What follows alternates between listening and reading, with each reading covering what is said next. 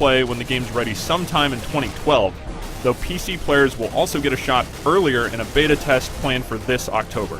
The basic gameplay in Global Offensive will be familiar to any series veteran.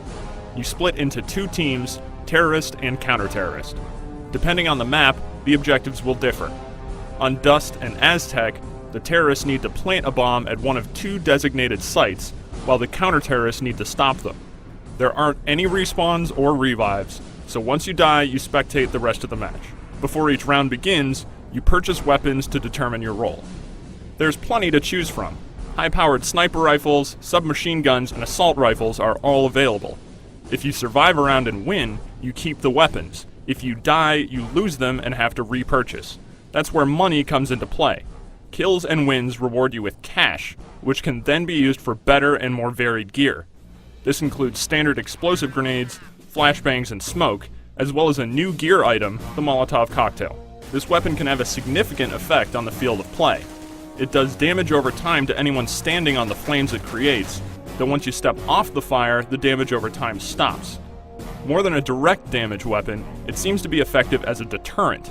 Because no player is going to want to run across a carpet of fire, the Molotov seems like it could be really useful for map control and defense. Speaking of maps, Valve's made a few changes to the Dust and Aztec maps that longtime players might appreciate.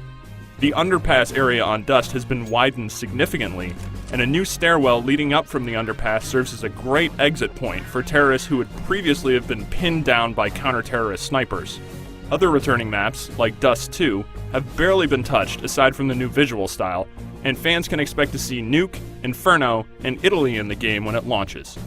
There's more in store too, but Valve isn't discussing it quite yet.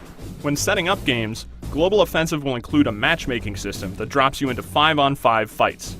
You'll have a skill ranking, so ideally you'll be shooting players of appropriate skill levels, and bots of corresponding difficulties will be subbed in when human opponents aren't available. For anyone who finds 5-on-5 matches to be too restrictive, custom games can be set up on PC, though console players won't have this ability. With more weapons to play around with, like the stun gun, and a few other minor changes made to the gameplay, Global Offensive manages to differentiate itself just enough from previous Counter-Strikes to stand out. Even with changes, this still feels very much like Counter-Strike. Fast, punishing, and a lot of fun. For more details on Global Offensive, head over to IGN.com.